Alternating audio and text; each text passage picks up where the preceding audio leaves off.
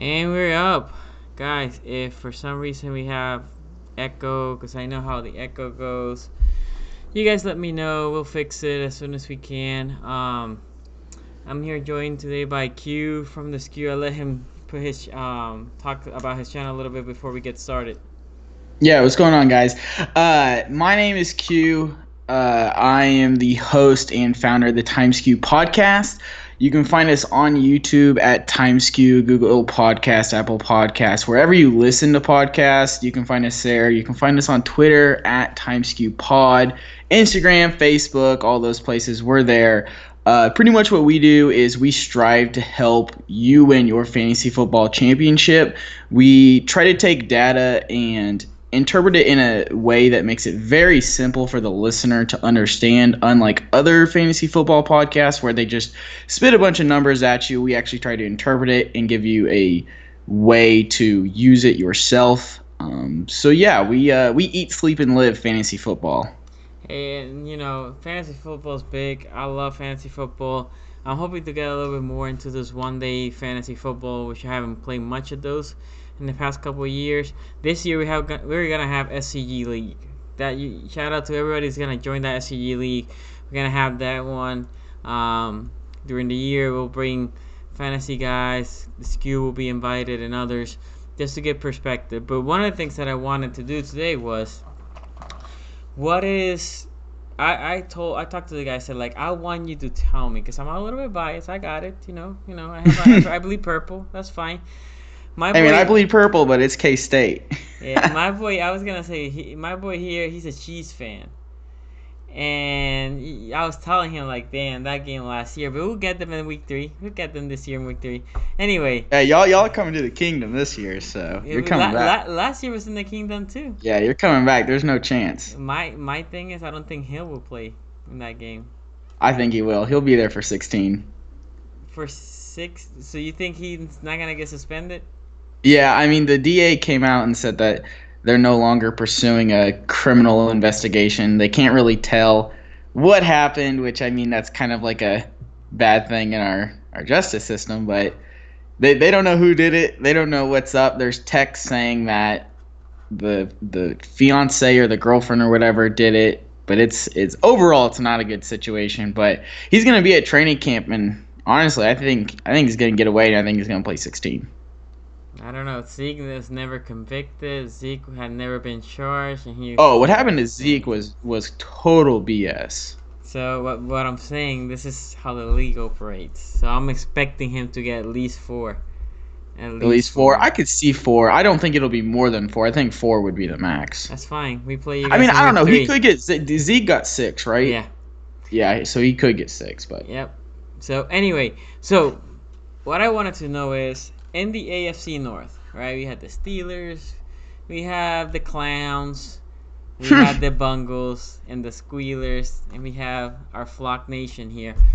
Who do you see fantasy impacts and why? So there's a lot of fantasy impacts all across the division. We can kind of go team by team, which would probably be easiest. We can start with the Flock. We can start with the Ravens.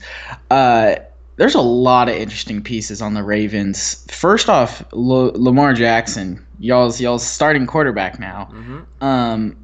I think he's going to have an okay season. I think if he can actually learn and, he said he wants to become more accurate. I think if he can become a pocket passer, he actually has the potentiality to be top 12. He's going to have that rushing floor. He's someone who, if there's not a spy on him, he will pull the ball down and he will run and he can make something with his legs. So I think that he's someone I personally wouldn't want to draft just because I think this year he's going to get hurt. I think that you just cannot run wild. Cam Newton has shown that you can't run wild all the time and expect to actually be able to withstand 16 full games, not get hurt at all. So I think he has upside. He's currently being drafted, according to Fantasy Football Calculator. His ADP is in the 12th round, so he's the 19th quarterback off the board. So if you're going to take a flyer on someone who could end up as a top 10 quarterback, Lamar Jackson's a pretty good pick.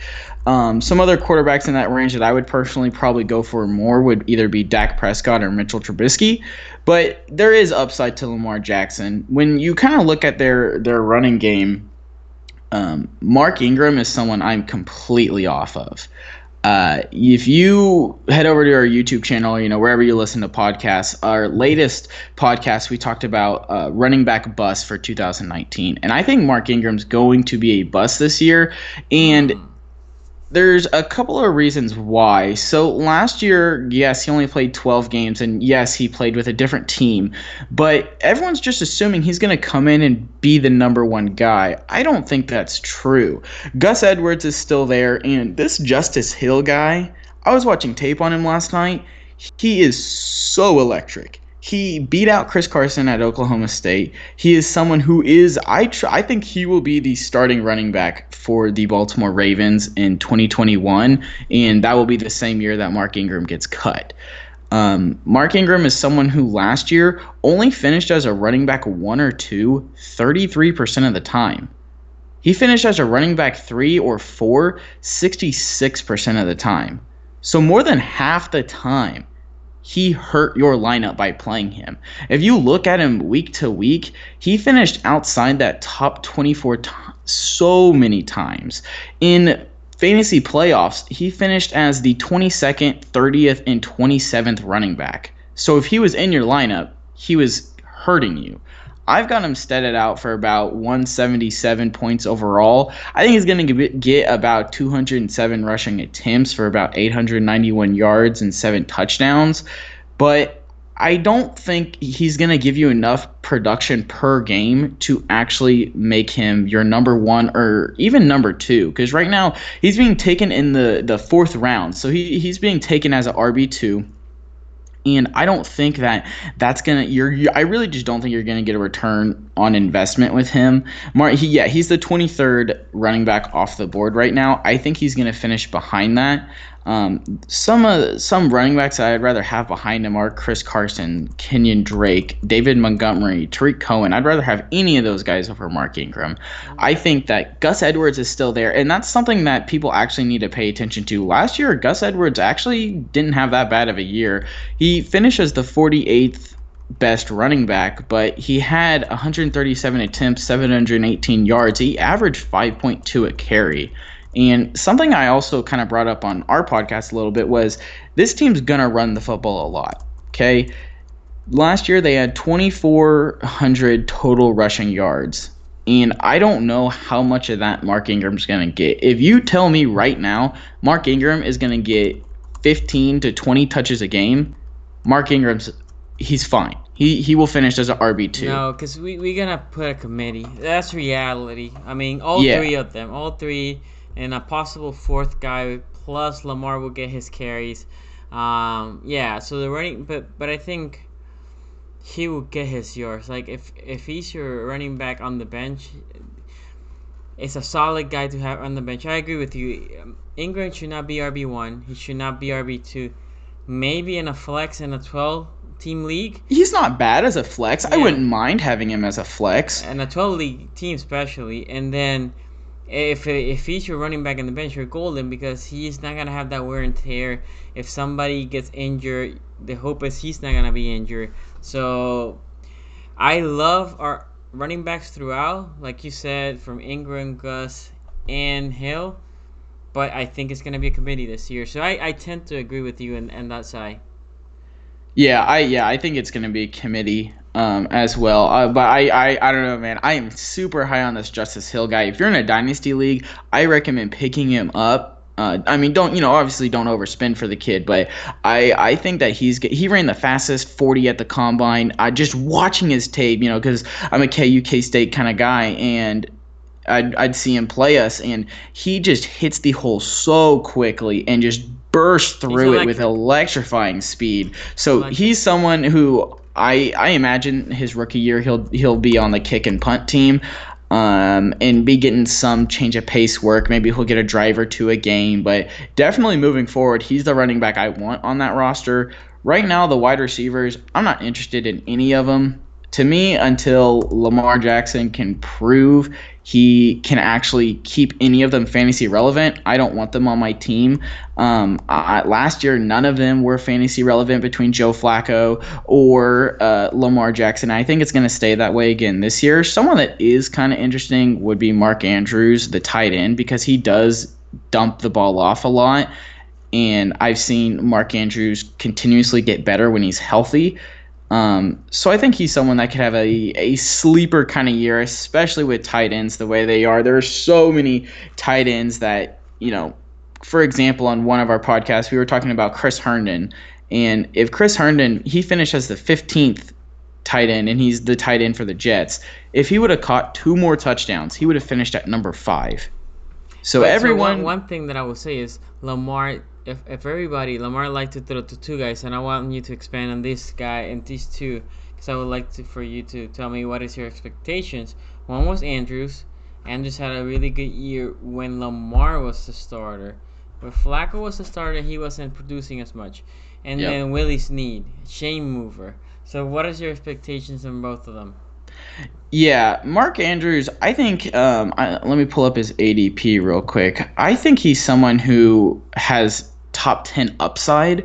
Right now, it looks like he's the 21st tight end off the board at the 1406. So you don't even have to worry. You can literally punt on tight end, take him with your last pick. He's definitely a streaming candidate for me. He's someone that in the correct matchup I would go for. I think Lamar Jackson, like you said, he targeted him more than Joe Flacco, and I think he is going to use Mark Andrews a lot more. I think you could see Mark Andrews maybe potentially kind of fill that Jason Witten, Greg Olsen kind of role, which would be pretty good for fantasy. I think he could have a top 10 type of year. It's kind of hard for him to finish less than 21st, so if you draft him, you're going to be happy. But I also think that if you're going to take a tight end that late, you should stream the position. Really, honestly, if you're getting a tight end outside of the top 5 or 6, you should probably stream the position. But he's someone who definitely on the waiver wire you're going to be able to pick up in a good matchup. And Willie Snead, I think he has some value, but if I'm going to take a wide receiver on this team, I'd rather take Hollywood. I'd rather have Marquise Brown on my team. I think he's going to be the more electrifying wide receiver on this team, and I think he's going to be able to find a way to get open down the field. And I think the way that any of these wide receivers are going to have a chance at being fantasy relevant is if they can get down the field, kind of like Tyreek Hill a little bit. If they can get down the field and catch a 40, 50-yard pass and take it to the house, then you're going to be happy you had them. But I don't think any of the wide receivers week to week are going to give you the consistency to play them even in your flex position. Now, if you move into a deeper league like a 14, 16 or something like that, then yeah, sure, take a flyer on them. But if I'm going to pick one, I would rather have Hollywood. So I think, in my opinion, again, you guys run the YouTube channel that is all about fantasy, but I would say Snead has value in a PPR league.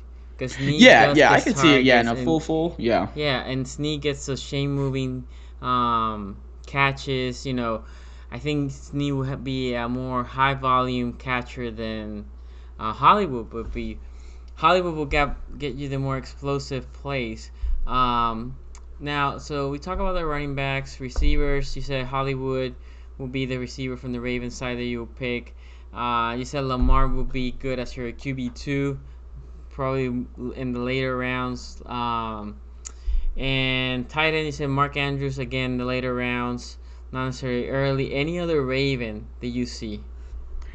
Not really. Minus Willie Snead and Marquise Brown, I don't think there's going to be too much more fantasy value there. Gus Edwards is actually someone that's pretty interesting that probably deserves to be talked about more because, like I said earlier, the guy had 718 yards last year and 5.2 a carry. So he averaged you 8.1 per game last year, which was pretty good for a flex spot, which is where you're going to be getting him again this year. It's a question of how much work is Gus Edwards going to get, because when Buck Allen left and Alex Collins was left go, it was like, okay, this is our guy. The head coach was saying Gus is our guy, and then in free agency they went and brought in Mark Ingram.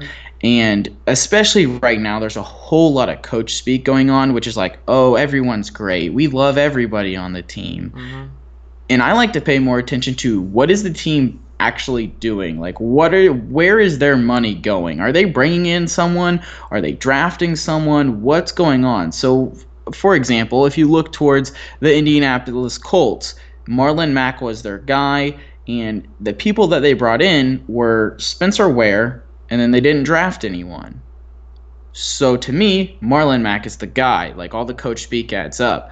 Where in Baltimore, they were saying it was Gus, but then they brought in an old Mark Ingram, 28 years old, and Justice Hill, who is, like I said, I love Justice Hill. But, like, to me, I think Gus Edwards is someone who's probably going to get somewhere from 7 to 12 carries or touches a game.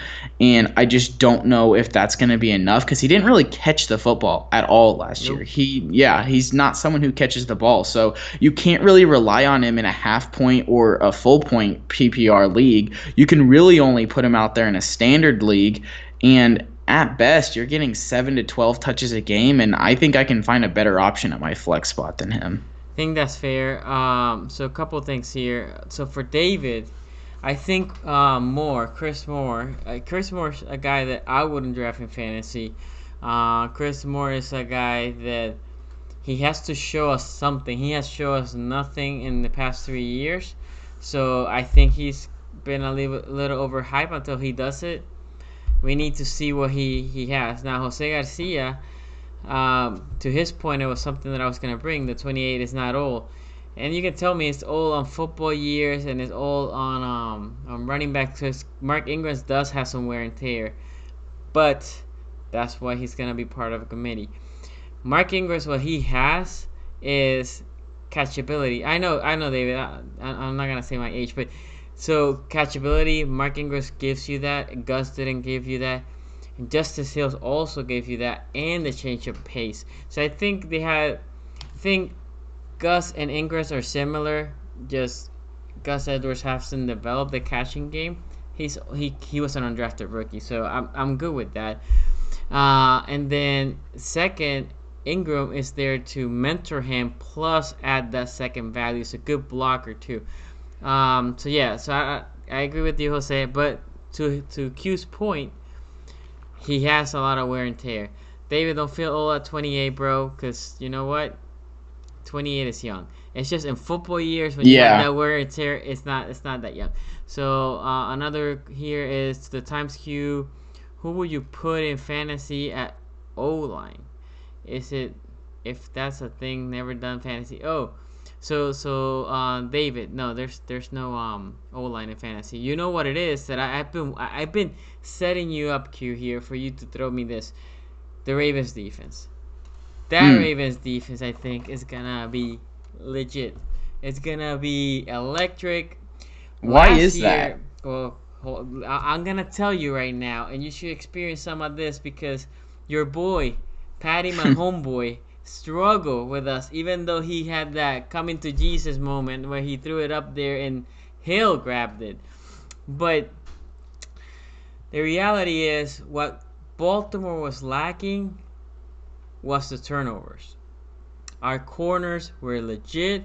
We can stop the pass, number one defense against the run. Against the pass, we were top 5 at least, and against the run, again, we were top 5. Overall defense was 1. Turnovers were 31st. So what did we do? We say, you know what? Although I love my boy Eric Weddle, shout out to you. Hope you have a hell of a year for the Rams, unless you play the Ravens. But we get a rangy ball hawking center fielder. We got Thomas. And our corners be able to play man, bump and run. Not the receivers can't create a lot of separations. A guy like Thomas now can just be roaming out there and make picks. I wouldn't be surprised if Thomas will lead the league in interceptions this year. That's bold. Yeah, because this year he has, like, in Seattle, it's been a good 4 years that he hasn't had 2 good corners side by side. So he has to help the corner side. Plus, Seattle plays a lot of zone, so he has like with the Ravens, what the ability he will have is he has the ability to play center field, look the play from down, and watch and let him be a playmaker. In Seattle, this is your zone, and that's all that he did. The Ravens play a lot of man. He will not have to be there bracketing that much. They will let him play true center fielder. I had the Ravens fantasy last year, and they were okay. Again, my biggest problem with the Ravens last year, we couldn't produce turnovers. This year, I think we're going to produce turnovers, but I would like to hear what you had to say.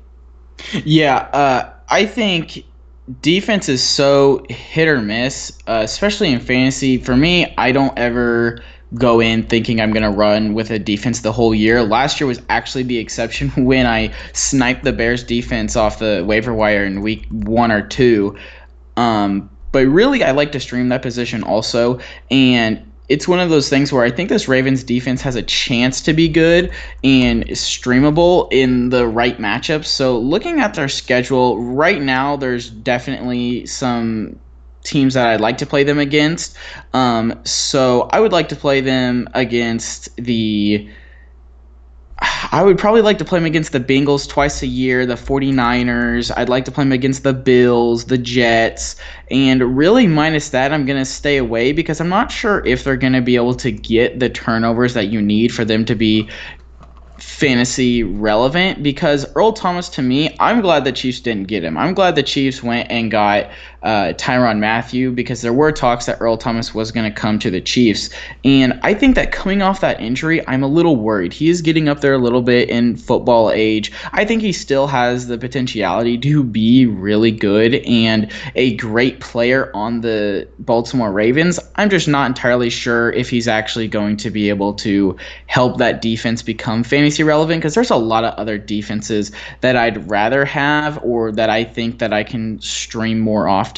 So if you look at the ADP for the Ravens, they're currently being taken in the, give me one sec. Looks like they're the 5th defense off the board, so they're being taken at the 1109, which is pretty good value. I think that I don't want to necessarily play them against anyone named the Browns or the Steelers, which they'll have to play multiple times a year. But there's some other defenses that I don't want to pay up for around there. So, like, I don't want to pay up for Cleveland's defense or Denver or Minnesota. So, like, getting Baltimore there isn't a bad option. I think you'll have an okay year with them. You just really want to pay attention to the matchup. And defense is something that can change so drastically throughout the year. Training camp can come, preseason can come, someone gets hurt, or someone comes out of nowhere and all of a sudden the defense is really good or really bad. It's just one of those things you have to constantly eye. And for you guys, ADP is the average draft position. That's what every time he talks about ADP is, what round are we drafting? Second, again, we're going to do this year SCG Sports Fantasy League. In third, even more important, where he's talking about the Ravens who have an average year for the defense, he's talking fantasy perspective. So it's important that everything he's mentioning is fantasy perspective. I think Ingram will have a really good year. I think Gus Edwards will have a pretty good year. But I'll have to agree with Q, for fantasy perspective, each of them are taking carries from the other, right? So that takes carries away, so that diminishes the value for them.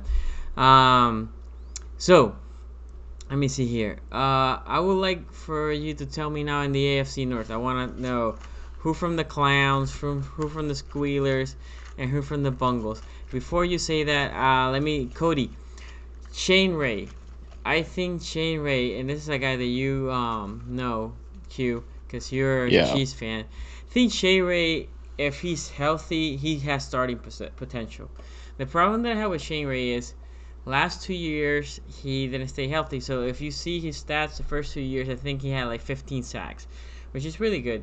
If he can give me 7 sacks this year, which is the average roughly for the first 2 years, that's awesome. The last 2 years he had injuries, especially wrist injuries.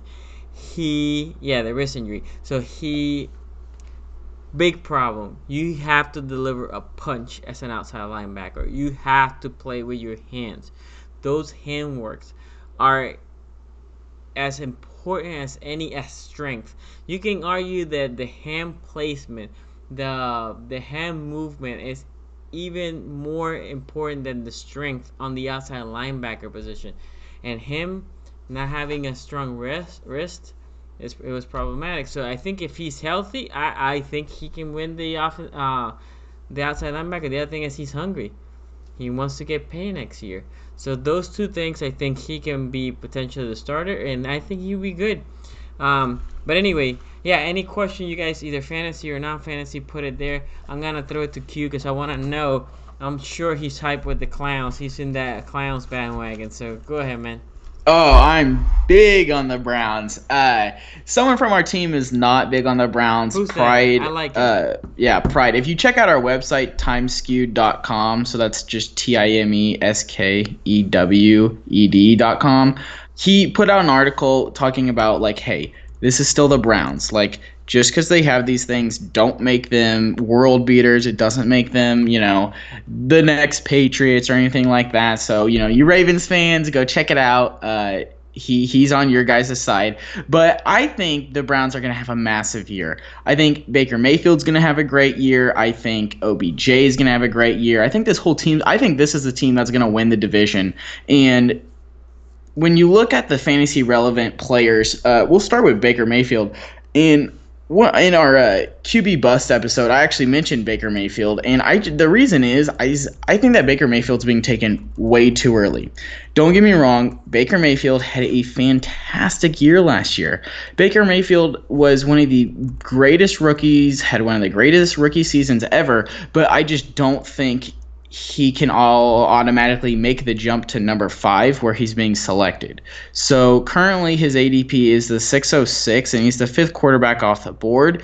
There are plenty of other quarterbacks that you can get later. I'm a big proponent of wait on your quarterback and don't spend an early pick on him, because at the 6th round, you should be taking your 3rd wide receiver or running back or something like that. You should not be taking a quarterback, because Baker Mayfield has to now do better than 5th. So if you take him and he finishes as the 7th or 8th quarterback, you did not get a return on your investment.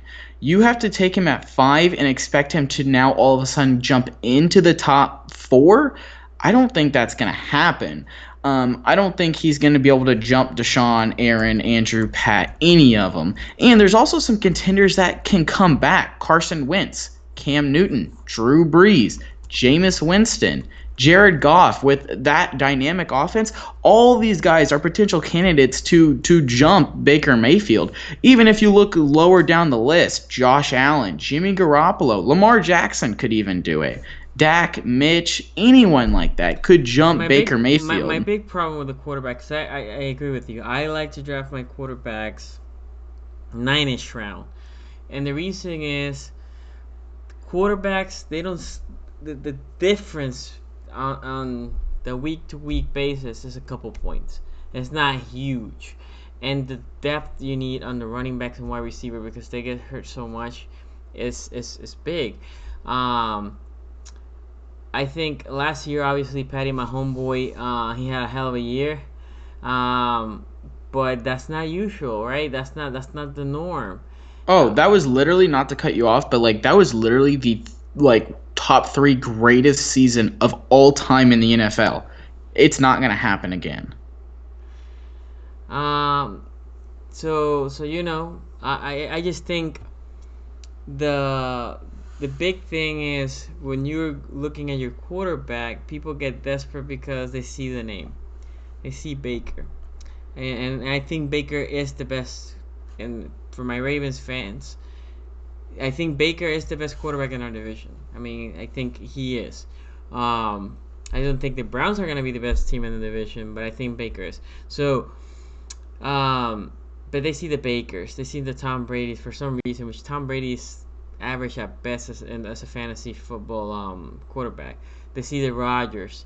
They see Phillip Rivers. They see all these names, and they're like, oh, I need to draft that. The reality is none of those guys are that much apart. None of them. I mean, if a big split and a quarterback difference is 5 points. Versus, again, in wide receivers, the jumps are big. They're leaps. And also, the depth you need is crazy. So, that's my whole thing. Let me see here. What are your thoughts? We're going... Oh, I already answered that.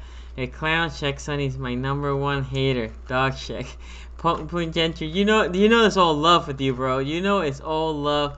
But hey, I had to throw my digs to the clowns, squealers, and bungles. You see my behind enemy lines. I throw it in front of the podcasters for the other teams. So it's all good. I say yesterday I had a podcast from another channel, and it was a Ravens podcaster, Steelers podcaster. Well, the Ravens, that was me. The Clowns podcaster, and there was nobody representing the Bungles. And you know what? I mean, we bicker for a little bit. I have the Browns being second in the division, making the playoffs. But okay, so David says, sorry, not a IG subscriber. Oh, so David, subscribe. Go follow me on IG if you can. Twitter. I always answer any questions. Also subscribe to the channel if some of you are not subscriber. By the way, something that I haven't, and sorry to cut you, Q, but one big thing, guys, there's a giveaway. So when this video is done, I want you guys to put in the comment section. You can put whatever. You can comment on the video. You can put just giveaway. I'm gonna pick a random person, or not me, but the software is gonna pick a random person, and it's gonna be for a Ravens cap. So go ahead. Once the video's done, or tomorrow, I'm probably gonna throw it on Thursday. So you have until Thursday just to do it. Okay, so I see Cody blasphemy, bro. I'm just saying. I think Baker is the best quarterback currently. I think Lamar has the potential. Don't get me wrong, and I think Baker, that team. So for you, Q, last year I kept saying with the Kansas City Chiefs before the season started. For me, Kansas City was the team that I couldn't predict very well. I said they're gonna either be a boom or bust team. They're gonna be really good or they're just gonna suck. They proved it to be really good. So that was that. See, David, I had David saying Lamar was the second best QB in that draft, so saying Lamar isn't as good as Baker is true. Marcus, what up, bro? Thanks for coming. What place is Kyler on a fantasy? Oh, there you go. Times, it's all good. Is that too high or too low? Okay, so I'll let you answer that question. He's asking for the ones they're just listening and not paying attention to the chat. He's asking, where's Kyler Murphy? No, not Kyler. Murray. Where's Kyler Murray being drafted? And then Q said 10.01, so 10 basically. And then 10th round, first pick. So I'll let you answer that. Is that too high? That's way too high. Way too high. That's the 13th quarterback off the board. Ooh. I'm going to read you some names that I would rather have after him. Some I've already said. So, Josh Allen. Who is getting drafted behind him in the quarterback market? Yeah, so directly behind him is Phillip Rivers at the 10.07. Tom Brady's at the 10.11. Josh Allen at the 11.02. Jimmy G at the 11.7, Big Ben at the 11.9, Lamar Jackson's at the 12.01. This is what we were saying. People see the name, and people boom. Yep. Like for you guys in Baltimore, right?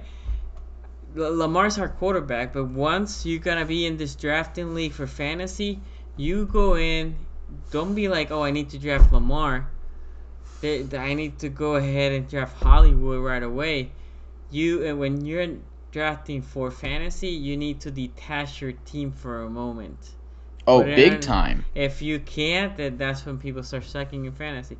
Now, once fantasy season starts, at least for me, I'll take the L every day on fantasy if the Ravens can win.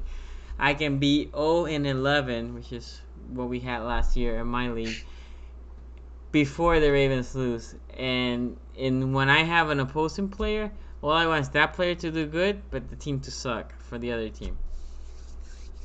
Yeah, that's definitely like I can see that. I would rather me win my fantasy championship. Like if the Chiefs can win the Super Bowl, go do it.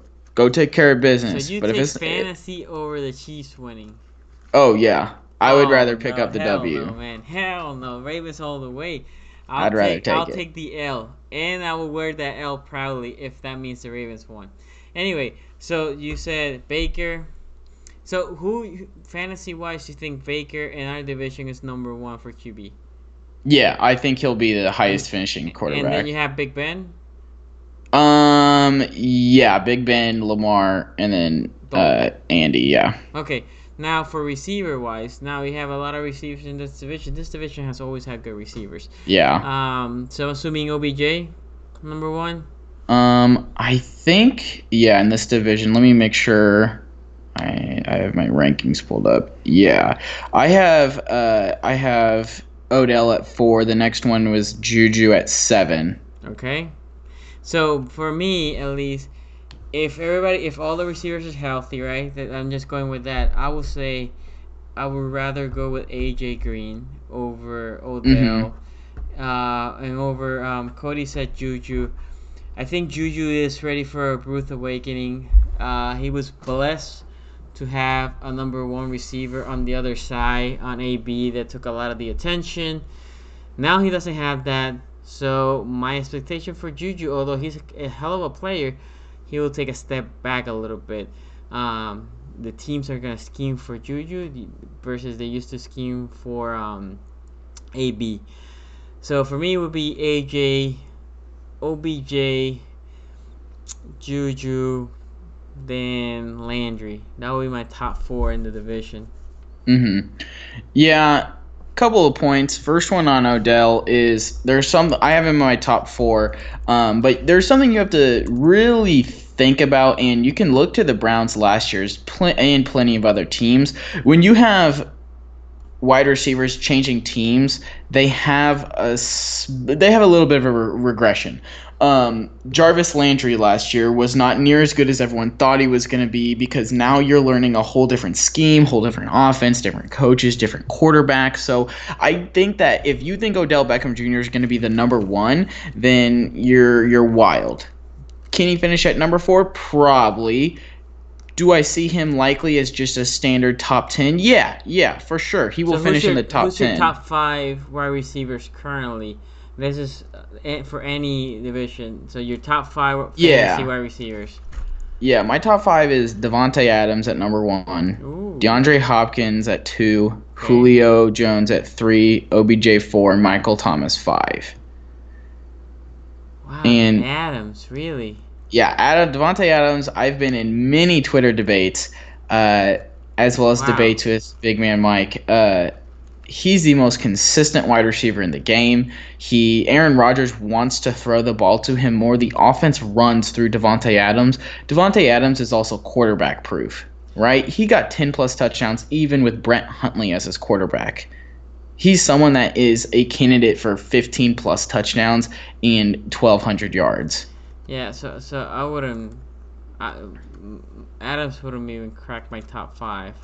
I need to check what is in that cup that you're drinking right now. So here says Dre 121 Be More. Shout out to you for coming to the light. I know, because I've been getting from Twitter too. People are like, "Oh, why are you streaming at the Warriors game?" I'm gonna watch the game as soon as the stream is over.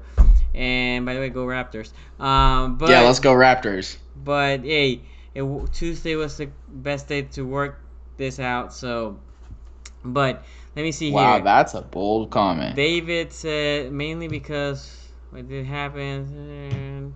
Defense, AK Patriots. Okay, so Be More. I told you. He said you're crazy. That isn't. I agree. I think I will actually put Hopkins as my number 1, to be honest. Yeah, Hopkins been number 1 for a lot of people. His hands are incredible. I just think Hopkins is a beast. But Julio will be at least top 3. If Julio catches touchdowns, if Julio catches more than 8 touchdowns, he has the chance to be the number 1. But I broke it down more on our wide receiver rankings episode. The last time this man had 8 touchdowns was all the way back in 2015.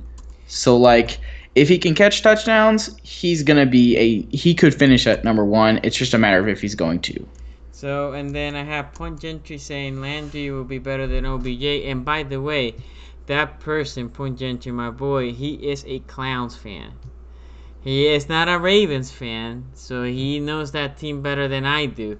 I claim to know the Browns, and I scout the Browns, but obviously he's a fan. My big thing was why would I actually tend to agree with you a little bit, Point Gentry, is because Landry had the same blessing that Juju had the previous years. OBJ will take a lot of the attention, as AB did, and Landry will have the middle of the field for him to operate. Plus, he has a little bit repertoire with Mayfield. Plus, third, and sorry to tell you this, Point Gentry, your boy OBJ hasn't even want to be there in Cleveland. He hasn't been spending the time that he should be spending over there, working on that chemistry with Odell. So I tend to agree with you. Then for Samuel, shout out to you. Thanks for coming. David says crazy baby Daniels is going to the distance. Hey, oh my God, I'm hoping. And then Dre says Julio doesn't score because of Matt Ryan sucks in the red zone. Yeah, Matty Ice has issues. I think, yeah. Last year he was my quarterback, and I hated him every week. Whoa, hold on, time out. You hated Matt Ryan as your QB? You finished number 3. Yeah, He's the third best quarterback. I wasn't. No. I'm sorry. No. I apologize. Not last year. The year before. Not Oh last yeah, year. yeah. The year before he was Yeah. awful. No. And then last year I'm like, fuck. Oh wait. Sorry about that, guys. I said, F that. How am I gonna draft this guy? Like I had him there in the ninth round, and I'm like, ugh, this dude again. Nah, last year was horrible. And I forgot who I ended up picking, but whoever it wasn't great either. So anyway, let me see here. Matt Ryan cost me in fantasy. I had Julio. Oh, yeah, that's sad. Calvin says, how do you guys see the offenders with offenders? Anderson, Hurst healthy with Boykins, Hollywood, Ingram on paper. I'm gonna answer that real quick. And Matt Ryan is overrated. I agree with that. And Q also agree with that. Watching the game on TV, turn the volume off, listen to you guys on PC. Appreciate that. Okay, so our offense for the Ravens. This is for Calvin. Shout out to you. If any of you are not a subscriber, please subscribe. Again, it's gonna be a giveaway video. At the end of this video, put comments below, and then randomly, whatever the webpage is, we'll select one of you guys to the winner, and then I'll find you either Twitter, email, somehow I'm gonna go back and contact you guys. Okay, so Calvin, on paper we look very dynamic, the Ravens. On paper we have a lot of speed. Anders is not super fast, but he's a really good possession tight end, really good strong hands. Hurst, on the other hand, is explosive. Once he catches the ball, he is really explosive, really good tight end. Miles Boykin is fast, although he didn't play as fast as I would have wanted him, especially with that 40 time. But he's a big body receiver, really good hands, soft hands, big guy. He can make the contested catches. And Hollywood is all about speed. It's all about speed. So, if we can get the ball, which... if they're really gonna play Lamar, just a bunch of people in the box, 7, 8, 9, however many they want. The problem the teams will have is the same thing the teams have with his boy, with Q's boy, with Hill, with Hollywood is you get him space. Lamar, a 10-yard, 5-yard dragger can become a touchdown. Because if there's no safety help, now you only have to miss one. So I like it on paper, but it's all going to be how Lamar's progression is going to hold this year. So, Dre says, I just want to see if Greg Roman will keep his job. We'll see. I have questions about Roman, to be honest. Cody says, when if he doesn't get his catches to start, why can't keep up with him? I didn't get that. I didn't. Cody, can you repeat the question? Because I got lost there. And this is yak. It's all about the yak. So yes, I think it all depends. Okay, so yaks are important, especially if you're in a non-PPR league. I don't know if Q agrees with me. In a PPR league, you could take a guy with not a lot of yak, but a lot of catches. Because one catch, look, you get a guy that gives you 10 catches, right? That's high. That's 10 points. If it is a point per catch, that's 10 points plus whatever yardage you have. That is a lot of points. Versus if you get a guy that is 5 catches for 70 yards, right? You'd rather have the guy having 10 catches for 40 yards than that guy with less catches and more yards. In a PPR league. And a non-PPR league, all you want is yardage. So again, you have to be looking what type of league you are going to go in. If you're going to go PPR versus non-PPR, that's huge. That also changes how you target receivers. A guy like Deshaun Jackson, which it could be what Hollywood is this year, is not good in a league that is PPR. That's not the type of receivers you want. Those are the receivers that get 3 catches for a lot of yardage. You want a guy that is a chain mover. You want those guys that are just a lot of catches. That's when you also value a lot of a guy like Saquon Barkley, a guy that can also catch out of the backfield as a running back. Anyway, so to keep going with Q here, so for running backs in the division, Who do you like as a running back in the division? Probably my favorite one in the division is Joe Mixon. To Mixon? Yeah, I would go with Joe Mixon here. I think that one of Big Man Mike's hot takes is that Jalen Samuels will actually have more like total yardage than James Conner will, and James Conner presents some question marks to me with him getting hurt. Now, I think if he plays the full 16 and he's the guy, he has a chance. But I think Joe Mixon is gonna take a big step this year. In his 14 games, he averaged 4.9 a carry, where Conner averaged 4.5 a carry. He had 1168 for yards and another 8 touchdowns on top of that. He's also used in the passing offense.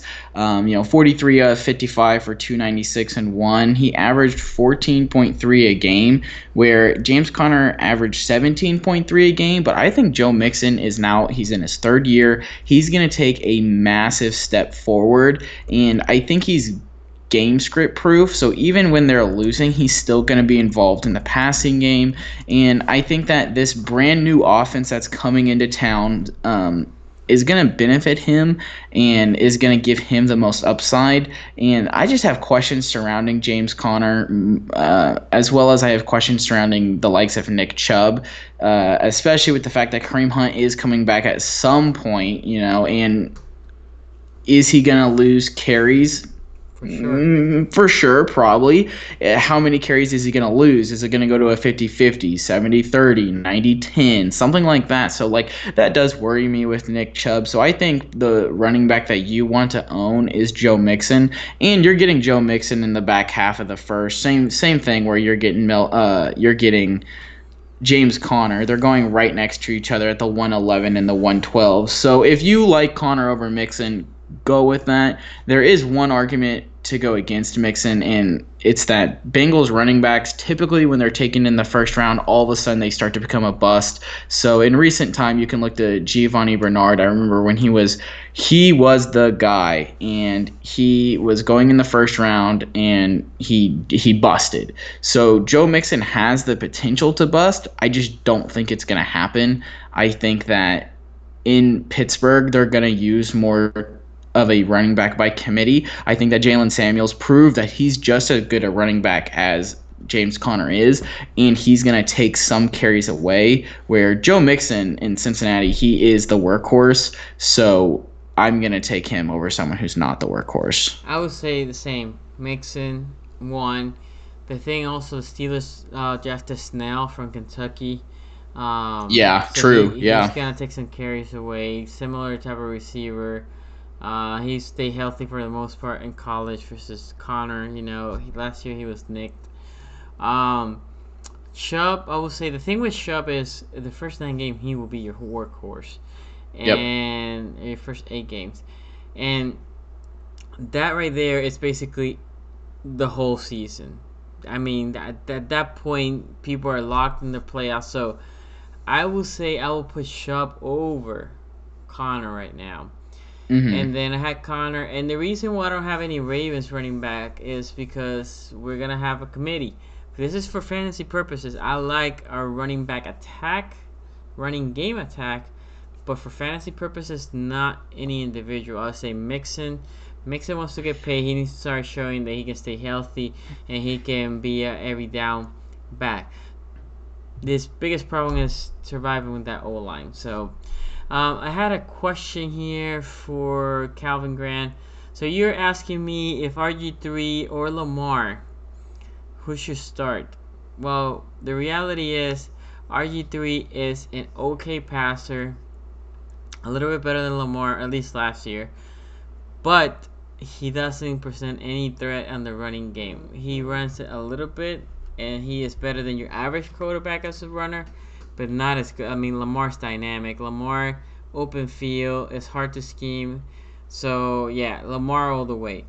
Also here from David says, when I did get a chance to check out your stream with the Brownies, he did remind me why their defense was a pest. Their corners and safeties. Yeah, so the Browns defense for me, the problem with the Clowns right now, they have hype for everything. For everything. whoever the water boy is, they're gonna keep pick him as the best water boy in the league. Doesn't matter media attention, fan attention. People like the flashy teams. That's why I said. I have them as like the KC, like the Chiefs last year. For me, they're a boomer bust. The Browns can be really good. They can also suck. The only difference is the Chiefs, didn't have as many combustible personalities in one locker room as much as the Browns are putting together. So here, Dre saying that Mixon is a monster. So agreeing with what you're saying, Q. The only thing about the Browns defense is they can stop the run. Yeah, they have a really good D-line. That is true. Pass rushing is also really good. If I'm taking any running back in fantasy, it's Connor. So that's what I said. I think Connor for me is third in this division. So now I said the division, but I want to know, Q, on the league, who's your top 5 running backs for the league? Yeah, so my top 5, and you can pretty much draft them in any order you want. I think there's a pretty clear top tier. So I have Zeke at number 1, Alvin Kamara at number 2, Saquon at 3, Melvin Gordon at 4, and then CMC at number 5, and then I have Joe Mixon at number 6. Okay. So Cody, Justice Hill, we talked about him earlier. Q loves Justice Hill, but the reality is, again, he's going to split carries, and he will be your third running back at the beginning of the year. At the beginning of the year, he's going to be low in the pecking order. And CP, Bung, I think in our division, Mixon is the best running back because he is going to be taking the most carries. Again, this is from a fantasy perspective. And I think Chubb, because I think Connor, they're not going to rely on him carrying the bulk of the carry. I think that's why they draft us now. Okay. Yeah, I agree. So we talk about receiver. We talk about running backs, receivers, and quarterbacks. Okay, so tight ends, I think at that point, and I would like to hear Q's perspective. So first of all, if you play fantasy, tight ends is a position that you draft later. Kelsey might be one that you draft early, but even that, although this year, if Hill's suspended, Kelsey has a little bit more value. But in our division, I think, in my opinion, and again, the clowns are getting all the hype, and I'm sure Q's going to say Njoku, and the average draft position, Njoku's going to be high. But I think Andrews was Lamar's favorite. He was his favorite target, him and Snead. So as a tight end, I think Andrews will have a big year. And I think in our division, I'm not saying he's going to be the top tight end in the league, but for our division, in my opinion, he's the top tight end. And Njoku probably second. And Njoku, for me, the biggest problem is he's not consistent. I can actually put McDonald over Njoku because McDonald has a repertoire with Big Ben. And Big Ben not having AB, he's going to rely, in my opinion, on McDonald and Juju. And then I would actually put third Njoku. And I don't even know who the Bungles have, to be honest. But whoever they have, it's not going to be cracking the top 4 because I will put Hurst before I put the whoever the Bungles have. But I want to know, what is your opinion? Yeah, so I think there's no really outstanding tight ends here. If you're going to take a tight end and you want to play it safe and try to take someone who you can probably play on a week-to-week basis, I would be looking towards Vance McDonald. Vance McDonald, the Steelers tight end, he's being taken right now at the 707, which for me is too early. But regardless, we'll still talk about him. Vance McDonald last year, he was pretty good. He had 73 targets, 50 receptions, so a 68.5 catch percentage, which you'd like to see that maybe creep up more into the 70s, but he's close. He had 610 yards and 4 scores. He averaged 7.2 a game for 108 total, and I like that 7.2 a game. I am perfectly happy taking 7.2 a game for my tight end, even if it's in the 7th round. Now, would I like to get that later on, maybe in the double digit rounds, yeah, I think I would. But I think that also now that Antonio Brown's gone, they have to fill those 160 odd some targets with somebody. Juju's going to get a little bit more, but he probably can't get a whole lot more. James Washington is going to get some. Deontay Johnson will probably get a little bit here and there. Dante Moncrief will get some. But also, the Steelers let go of Jesse James. They let Jesse James go to Detroit. So Vance McDonald is the guy for the Pittsburgh Steelers. So I think his targets, I 1000% think that he can be a 100 target guy.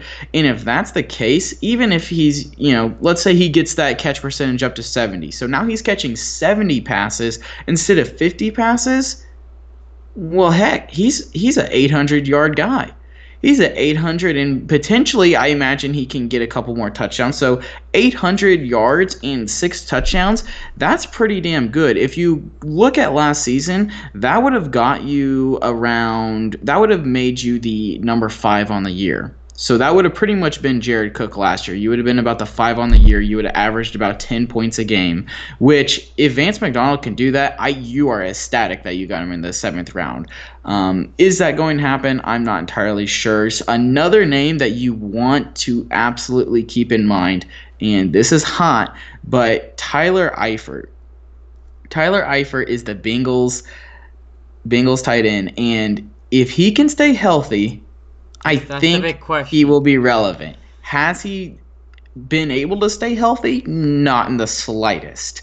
That's why he's currently going undrafted. So I'm not telling you to go out and draft him. I'm not telling you, to do that. But what I am telling you is, after week 1, when you're checking that waiver wire, you should probably put some fab on Tyler Eifert if he's still around, if he has a pretty good week, because if he can stay healthy, he's going to be the guy there. CJ Uzomah proved last year that he isn't that good, so they're not going to use him. If Tyler's healthy, they will use Tyler.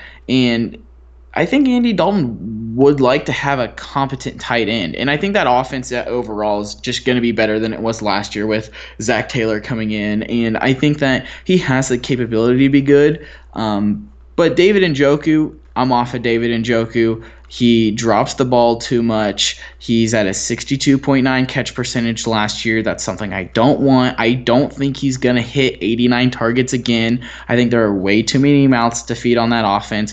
Plus, for David Njoku, you have to spend a 7th round pick. Granted, it's the last pick in the 7th round, but you have to spend a 7th round pick on that. I'm not interested in doing that. David Njoku is probably the 5th or 6th option on that team. I'll take a Trey Burton or a Delanie Walker, who I can get in the 10th or 11th over David Njoku. I agree. And then if you're really looking for a sleeper, like we talked about earlier, Mark Andrews is probably the guy for Baltimore. So, a couple of things. I agree with you, McDonald. That's why I have him 2nd. But I can see him being the best tight end because Big Ben currently has repertoire with 2 people, Juju and McDonald. Now, somebody here said that McDonald has been underwhelming his whole career, and I agree. He's been average at best. So, So that's problematic. But this year is his year to step up. It's everything. Oh, Thomas Morgan, shout out to you, man. Thanks for coming. This is his year. This is a year where everything is laid down for him to have a big year. I think Andrews should have a big year because it's Lamar's favorite boy. And Njoku, that's one of the things I keep saying to the Brownie fans is Njoku's overrated. I mean, big time. He's physically a freak. Like he has everything and more athletically. But dude is not consistent. He might have a good game. I'm not saying he's gonna have all the games being trash, but. And then with Eifert, since you mentioned him, when Eifert is healthy, he's good. There's no question. Now, I don't know when he's healthy now because he's been unhealthy or injured for a long time. So he's a wild card. That's a guy that if he's the last pick on the draft for you, he's good as your other tight end, your 2nd tight end. If you want to have a 2nd tight end, not a bad pick. That's your last pick of the draft. But expect him to get injured. Let me see here. So this is from David. The only way I can see Andrews not the number one. Is it the Ravens want to play Hurst just because? No, but that's not going to happen. I think at this point, even in the depth chart, Andrews overtook Hurst. He has something to prove over Andrews. Yeah, so I think I'm expecting David to Hurst to have a big year, prove me year. And Dre says Nick Boyle is number one, and then Andrews and Hurst. I don't think this will change. I disagree. I think Nick Boyle will have a lot of playing time because he's such a good blocker, but Andrews will get the majority of the targets. Lamar has built that repertoire with him. Okay, so top 3 tight ends in the league. Yeah, the top 3 is very obvious to me. It's Travis Kelce, Zach Ertz, George Kittle. I think they're all worth the early draft pick. Right now, you can get Kelce at the 203, Ertz at the 211, Kittle at the 303. Out of that group, I'd target Kittle just because I can get him the latest. But I mean, if you get any of these guys on your team, you're not going to be upset. You just have to really make sure you're hitting on the rest of your picks because you are taking a tight end early. And it's only, it's a onesie position where running back and wide receiver, you have to have at least 2, you have to play at least 2 or 3. Exactly. Depending on your league. So you can take them. You have to be very confident in your team and, very confident that you're going to have a great rest of the draft. But if there's a tight end that I'm targeting, I would probably look more towards Evan Ingram if I'm going to take a tight end earlier in the 6th round. I think that with OBJ gone, and history has proven that he's significantly better with him. So I think he's going to have a pretty big season. But I think it's a pretty obvious top 3. I think that's a consensus top 3. You can't go wrong with any of them. Okay, guys, and then so we went through the offense basically, at least all the positions that matter. Now for defense, we tipped this a little bit during the beginning of the live stream. In my opinion, Ravens are the number 1 defense in this division. And the AFC North that we have claimed to be such a good defensive division, I think the Brownies are second, but I don't think they're that good. I think they're an average defense. I think the Steelers are there again. And you know what? I can see, actually, the Bengals being third and the Steelers being fourth. Both of them have a lot of holes. But instead of going in this time by the division, I want to know which defense, if there's any defense that you should draft ahead of anything. Meaning, kicker, we know kicker basically is your last pick. No, we love kickers. Yeah. And then defenses around there too. The defenses are like bottom 3 rounds. But who are those defenses that you think are worth, like if you think you're kind of stacked on receiver, that you're like, okay, I'm in the 11th, 12th round. I'm going to pick this nobody has picked a defense. What is that first defense that you should see out of the first drafted defense? Yeah, so the first drafted defense is the Chicago Bears defense. They are just an absolute monster defense, especially with Khalil Mack. As many turnovers as he's going to put up and sacks he's going to put up, he is a driving force behind that defense. Now, the issue is if you want to get the Chicago Bears defense, you're going to have to pay an 8th round pick. They're currently the 8th pick in the 8th round, and that is something I am not interested. That's still the first half of the draft, dang near. So I'm not interested in taking them there. One of the defenses that I would really when I look at defense overall, I'm going to stream the position about 99% of the time. So I am just going to take a look at which defense is going to have the best week 1 matchup that I can still get rather late. So I'm personally probably not taking a defense until at least the 13th round, 12th or 13th round. So some defenses you're looking at there, you'd be looking at the Cleveland defense, which I'd be perfectly happy with, but I truly believe the Cleveland defense will go off the board in the top 3. People are overhyped about the Cleveland team in general, so they're going to go off the board pretty early. The Denver defense is still there. Minnesota I'd be happy with. Dallas is probably the defense that I'm targeting. They have a pretty good opening schedule. I want to make sure real quick.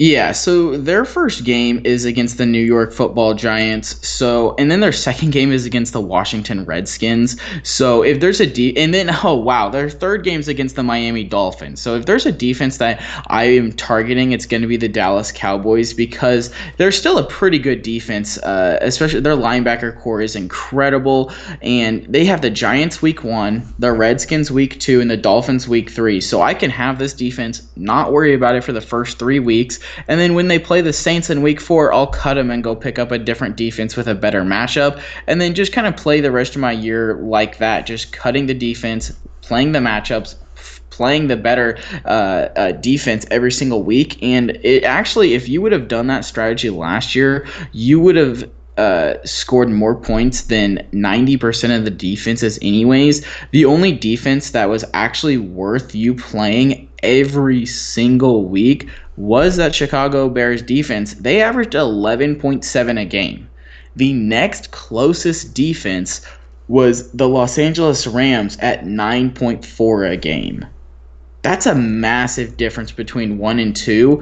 So really, you can stream the position because even if you look from number 2 to number 11, the difference is 2 points. So 2 points a game. That's not much. If you're looking for an actual significant difference, you're having to go all the way down into the 20s. So I think that defense is something that you should never panic on. You shouldn't pick early, and is something that you should just look at the schedule and play for when to come to you. And I think that's something that a lot of people get worried about as they see, oh, this person picked a defense. Oh, wow, now this person picked a defense. People start this panicking. Person, they panic and they think that, oh, okay, 3 people have picked a defense. I have to get the next best defense on the board, or I'm not going to get a good defense. No, don't play that game. Have the schedules pulled up and make sure you're looking at them. We'll be providing a cheat sheet come August that will kind of help with that on our website. So, that's something you really want to make sure you're doing when you're looking at defenses. And you have to be paying attention to the training camp news and what they did in free agency, because defenses can literally completely turn over in a year and be completely different than they were the year before. I agree. So a couple of things here. Somebody said Tennessee or Jets and Browns or Cardinals. That was Dre. Then the other one, the Steelers and Bengals, both better defense than the Browns. Marcus, I'm not disagreeing with you. This is the thing with the Clowns, and I keep saying this to the podcaster from the Clowns. The D-line is legit. Their D-line is stacked. Myles Garrett, Olivia Bernard, Sheldon Richardson, Owen Joby. That D-line is stacked. Linebackers, kind of trashy. Corners, well, Ward is really, really good. He's nasty. He's a lead. He's really good. Greedy Williams. I cannot tackle Williams. He ain't gonna do. This is something that I'm worried. I like Greedy from coming out of the draft, but he also reminded me about a corner that plays in the AFC North. That is Artie Burns. If he's Artie Burns, they have problems. You're just going to throw that way. And then their safeties are okay at best. So their defense, if they can generate pressure, they're going to be good. If not, that's problematic. Here it says, McDonald's a great athlete. And look, this is from Thomas. Looked very good when San Francisco picked him. I thought he was a great addition for Pittsburgh, but he is going to take a step back with AB being gone. I actually think Juju will take a step back. I think McDonald might be sneaky good. Marcus says Cleveland literally finished 30th in the league on D, and they got him worse. Vernon's a decent player, but he's not destructive against a good line. They got rid of Peppers. And I think Peppers was a guy that could be really good against the Ravens because he's explosive. Jack Stee should be a bounce, should get back on track this year. I like the Jacksonville Jaguars defense, but the problem that I have with them is the Colts are going to be a nasty team. The Texans should be a nasty team. Tennessee's even going to be a little bit better. That division got better. So they should be good, but, we have to take it with a grain of salt. David says, I'm so sad for fantasy. I'm so bad for fantasy. I would consistently be finding the Raven players in the unit. Look, you can't do that. So I had a coworker that we had a fantasy draft at work, and he's a Steeler fan, and he couldn't make the draft day. And what he did was he mock draft every single Steeler. Not only that, he was the first pick overall. And you know who he put as his first pick? Yikes. Mr. Le'Veon Bell. He was the worst. I mean, he was 2 and something. So yeah, you cannot push your. When you are playing fantasy, you need to detach the purple and black, or for wherever point entry is for that orange and brown, and just draft based on schedule is very important. Schedule is key. So here Dre says, I won my league. I have Pat. Oh yeah, if you have Patty Mahomes, you were good, man. Patty Mahomes was beasting. So, and like I said, I'm gonna be putting out once we're ready to start rolling draft or fantasy draft. I'm gonna make at least one league for SCG Sports. If I have a lot of entries, then we'll just split it into 2. I'll be in both leagues. Here, let me see. Point entry, greedy. Been pick off Baker in minicamp. Yeah, you know what? Point minicamp. A lot of people try to see what can they get away with, right? Minicamp. Big facts. It's like if you're a baseball player, and spring training comes, baseball players throw lollipops in the middle of the play because they're working on their breaking ball, they're working on their curve slider, their fastball. They're just testing that velocity, but they're not just. They're checking command. They're just trying to see what they can get away with. You're gonna see picks here and there, unless it's just an atrocious throw. It will happen. So yeah, I don't know. I'm not gonna put that much stock into that point. He might be good. Again, I like him out of the draft, but I think he has the potential to be Eddie Burns. Let me see here. Okay, so I see you and Dre 1-2-1 more getting at it. Cute. Okay, so final thoughts. I want to know a sleeper pick, a guy that not a lot of people are talking about. Do you think should be a pick probably higher where he's going, so it'll be a good value pick, and a guy that is currently being overrated. Any Brown is fine. You can say any Brown, but no. Now just tell me a guy that is overrated and a guy that is a sleeper pick for you. Yeah, so we're actually currently in the process of putting up our running back, wide receiver, and tight end sleepers and busts on our own channel, which you can even find on YouTube for your YouTube viewers. Just search TimeSkew. You'll find us up. Today we put up our running back busts, and on Wednesday we'll do our wide receivers. So I'll go ahead and give you a little spoiler for that here. Someone that I think is being taken too high is Le'Veon Bell. And I know that Le'Veon Bell he's a Jet now, but he was a Steeler the last couple of years, and I think that he's someone who's being taken in the first round that is not going to give you that value back. He is someone who simply his run style isn't going to work in New York. He's a patient runner, and he's someone who waits for the holes to develop, and that's not going to happen as much in that New York offense. So he's someone that you should absolutely just stay away from Le'Veon Bell. Everyone remembers how bad David Johnson was last year when you were drafting him in the top 5 and he finished at number 10. I mean, the guy was still a top 10, but he was considered a bust. I don't think Le'Veon Bell is even going to hit the top 10 this year. And let's be honest. My man has not played football in over 500 days. The likelihood of him getting hurt is massive. Massive likelihood he gets hurt. So that's someone that you should really make sure you're keeping an eye on, and I would be very, very careful moving forward with him. And then someone that I think is a sleeper, I'll go ahead and talk about him. Yeah, it's fine. I'll talk about him. It is Marlon Mack. Marlon Mack, you can get in the third round, and he's someone I kind of talked about him a little earlier. The team didn't draft anyone. They didn't really bring anyone of relevance into that organization. They brought in Spencer Ware, but Spencer Ware is not going to take carries away from Marlon Mack. Marlon Mack is someone who, when he is healthy, is an absolute stud. Last year, in his 12 games, he put up 908 yards and 9 touchdowns. He averaged 4.7.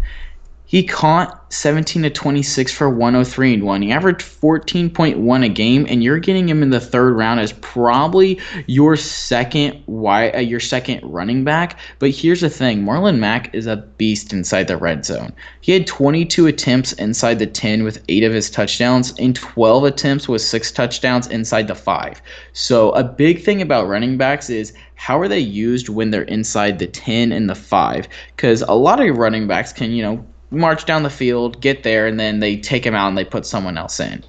You're not going to have to worry about that with Marlon Mack. Marlon Mack is going to get those attempts, and he's someone that I have statted out for 206 points this year, 249 rushing attempt, 249 attempts for 1145 and 10 scores, with another 26 receptions for 169 and 1.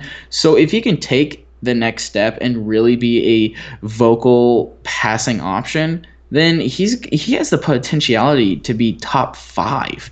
But I don't think that's going to happen. I think you're going to be perfectly happy drafting him. He's currently, like I said, he's being taken with the first pick in the third round. So that makes him he is the 14th running back off the board. Wow. So he's being taken as a running back 2. And I think you're going to get that value back. And I think he could sneak into the top 10, especially with Todd Gurley being hurt. James Conner might not be used like he was last year. Le'Veon Bell's currently at 7. He's probably not going to finish there.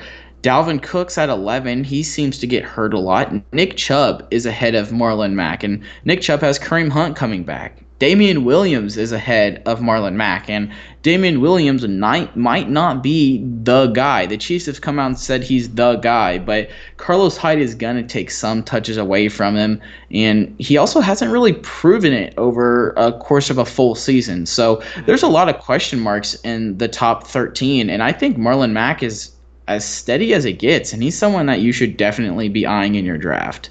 I agree with both picks.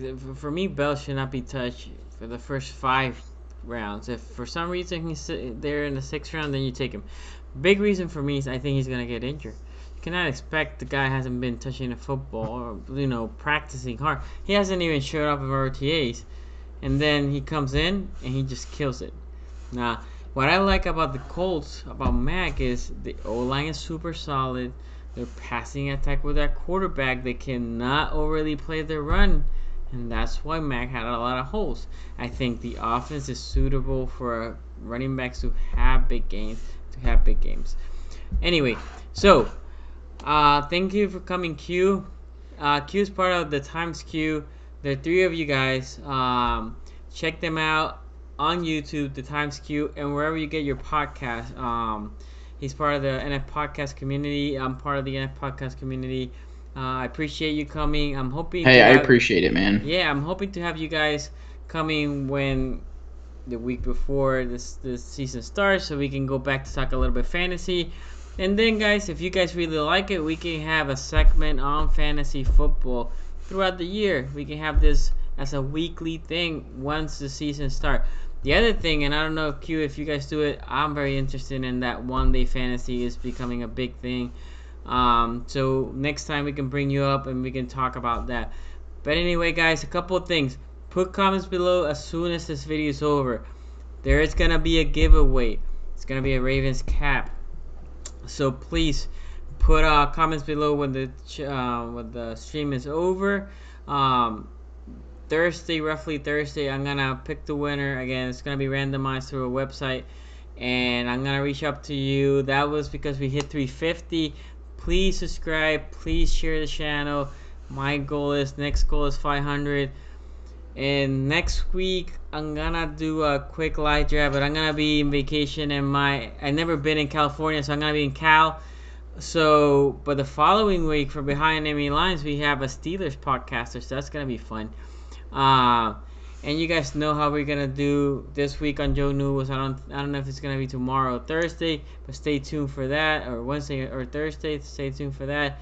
Q, I appreciate you coming, bro. Big thanks for him. Guys, go check his channel or go follow if you prefer the audio version. Go subscribe at iTunes, wherever you guys do. You're listening to your podcast. And guys, you know how we do this thing. I'll see you guys next time. Peace out.